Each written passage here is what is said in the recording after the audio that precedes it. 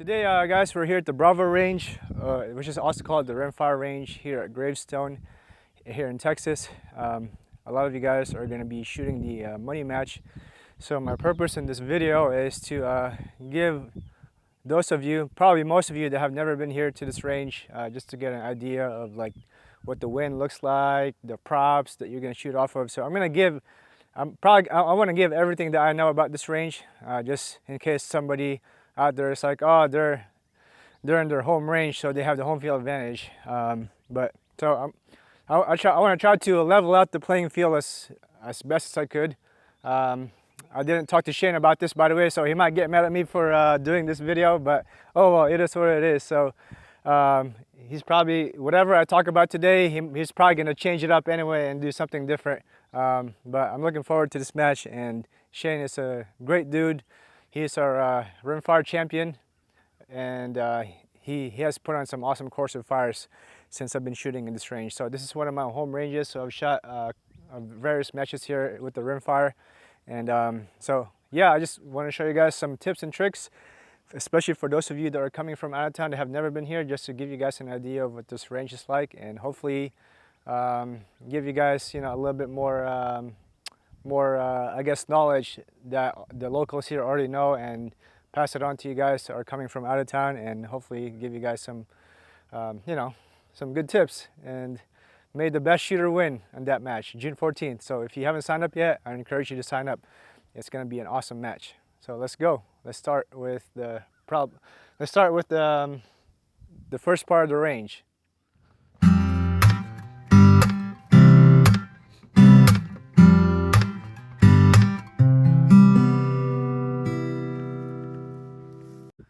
All right, this is the part of the range that's probably going to be the most open, that has the most wind. Usually we shoot off of this platform or these benches. Maybe he'll utilize the bench and the platform, but we usually have a mover out there.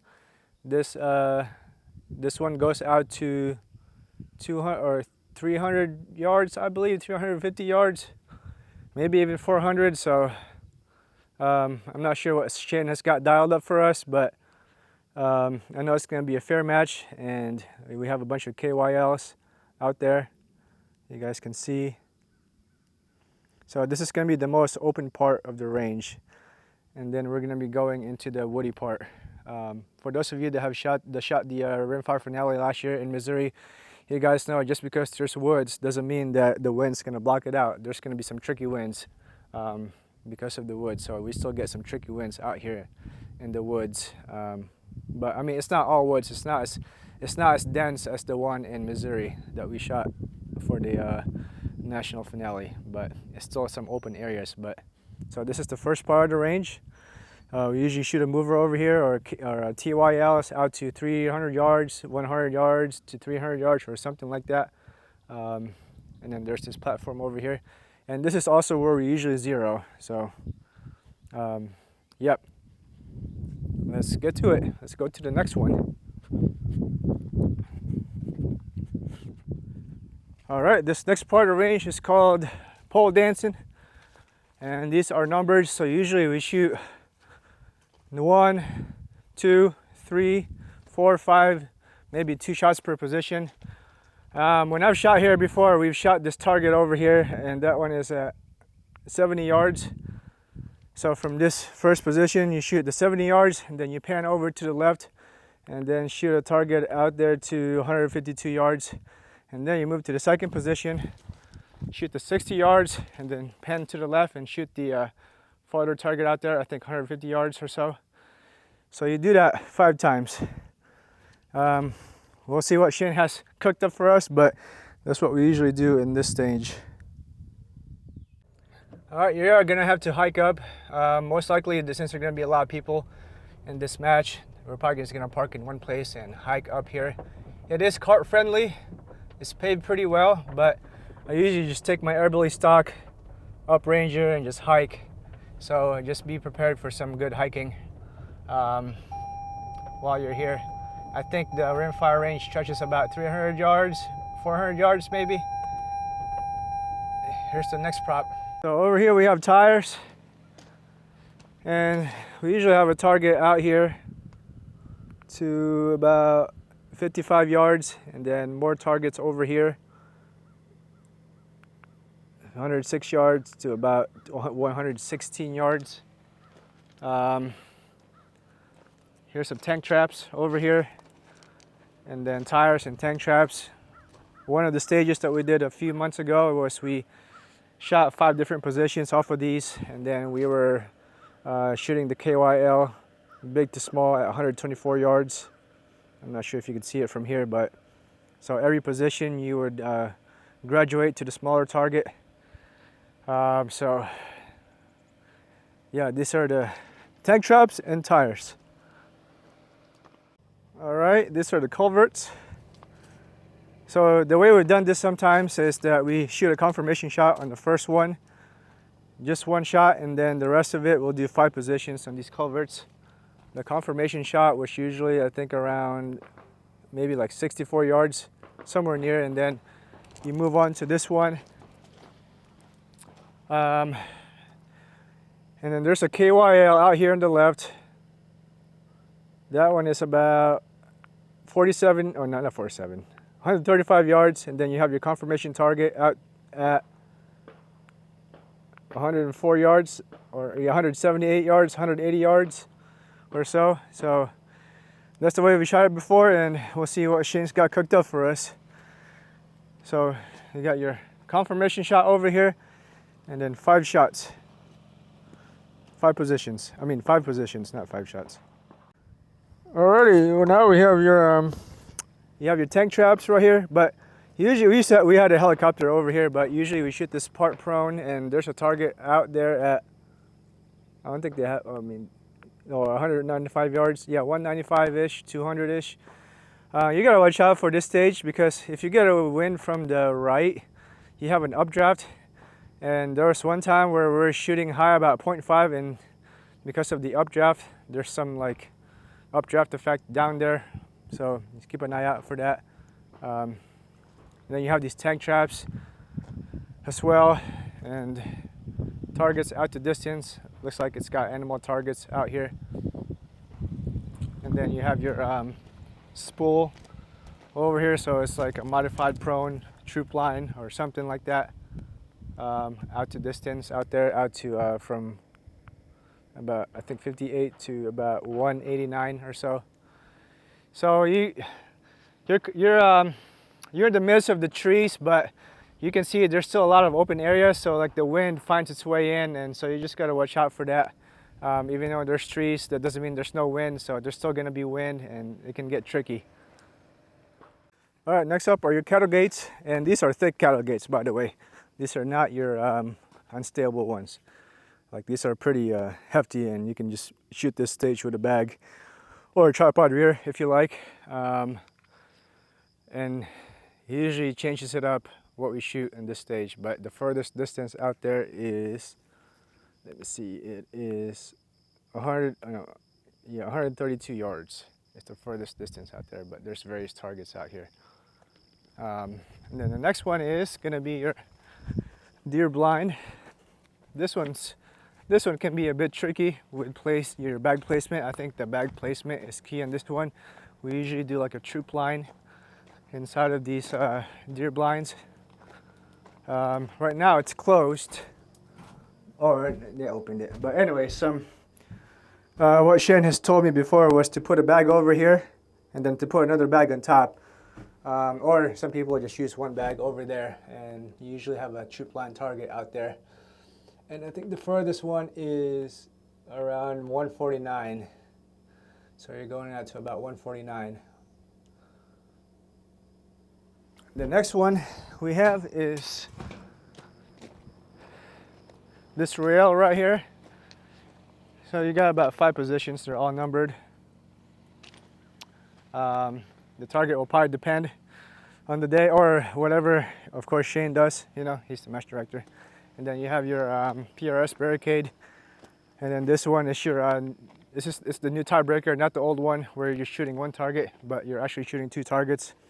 So you're shooting 5 positions and you finish off in the position that you started off at.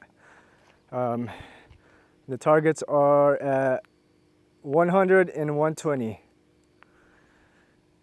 So it's near, far, move, near, far, move, near, far, near, far, and then go back to your original position if you started in this one, or if you start in this one, then you have to end in this one too. All right, let's go to the next one. All right, here are more tires. And this one over here, the targets out here go out from about 60, 69 to about 82-ish, so pretty short. He's probably gonna have small targets most likely. And these are our tires. And then this is the bed of a truck. So we usually shoot off of this as well. And again, we'll see what targets he's gonna put up there, but this area only goes out to about 82 yards, so most likely it's gonna be a small target.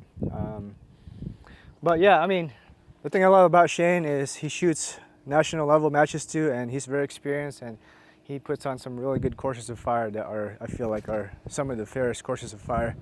I don't think you'll be disappointed. So that's the Rimfire Range.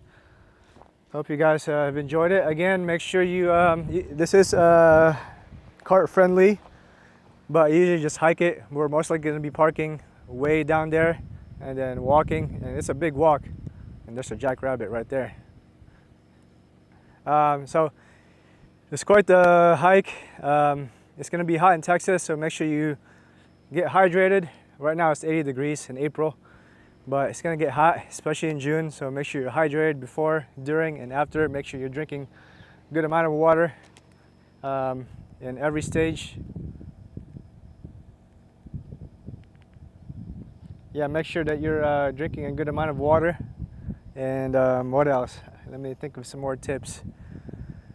I mean, you're pretty much going to get stable props. I don't think I've ever shot a non-stable prop with Shane's match. He likes stable props, and you're going to get challenged mentally. And there's going to be a lot of money involved. So, yeah, I hope you guys enjoyed this video, and it gives you a little bit of an idea, especially for those of you that are out of town, have never been to the range. It gives you some idea of what to expect. Again, Shane's probably going to see this video, and he's going to be like, oh, everybody knows what to expect, and probably going to change things up, but we'll see, you know. So I apologize, Shane. All right, guys, you take care. All right, I'm going to drive you guys to the Centerfire Range. Who knows? Just so we're prepared, and maybe Shane will have us also shoot in the Charlie Range or Centerfire Range over here and put up some rimfire targets. So I'm just going to show you guys some of the Centerfire Range just in case. So you have your Hummer over here, your Humvee, another cattle gate, another PRS barricade. We probably won't utilize that since we already have another PRS barricade. And then you have your culverts down here. This is a huge range. Centerfire matches has a different range than the rimfire, but who knows? Again, he may or may not utilize the Centerfire Range. We're not, you know, I'm not sure, but you know, you got your tires, more deer blinds, rocks and logs. You got your connects over here. The leather cattle gates over here, tank traps, and you got this boat. This is probably the most unstable prop in this range, but it's a fun one to shoot off of, and you're shooting out way into the distance. If you've shot Centerfire here before, you know about this stage. Another truck bed, then a school bus. If you guys have shot the rimfire finale last year, you guys know about a school bus and what it's like to shoot off of a school bus. And then there's some more down here. I guess maybe we could check it out. Or here's some natural props, rocks.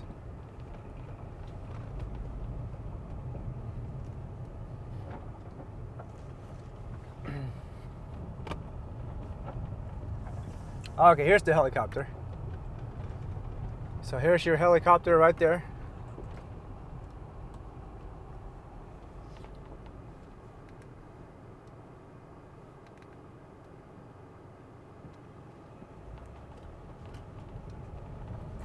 Another set of poles right there. And then, if you're local here, this is everybody's favorite prop. It's called a dollhouse. This goes way back 10 years ago or something. So again, we're at the Centerfire Range. Who knows if he'll even utilize this, but just in case, I'm going to show you guys what to expect.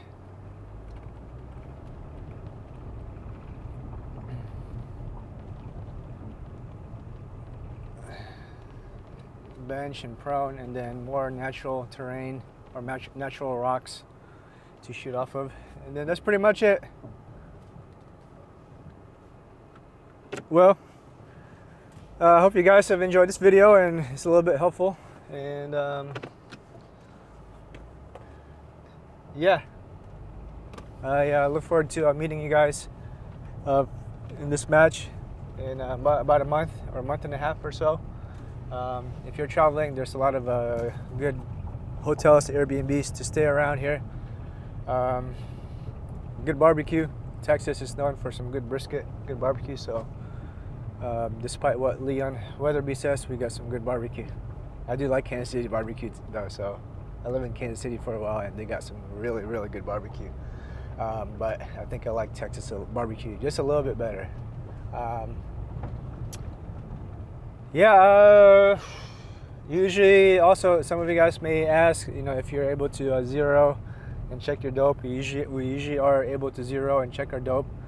He might have a range day the day before the match, most likely. I'm not sure. I think he mentioned that, maybe not, I don't remember, but I think there's probably going to be a range day before the match, so you can zero check your dope over here. And we're here in North Texas, so it does get windy. So we'll see what it's going to be like on June. We do get storms occasionally, like in the spring and sometimes in the summer.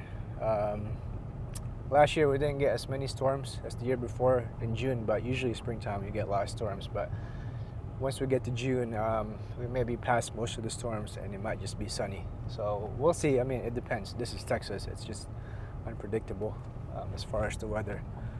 And you guys are gonna, bring if you're able to bring your centerfire rifle, I encourage you to bring it and just shoot at the Centerfire Range. Just a nice range. This is probably the best range in Texas, and I love coming here. So, all right, guys, y'all take care.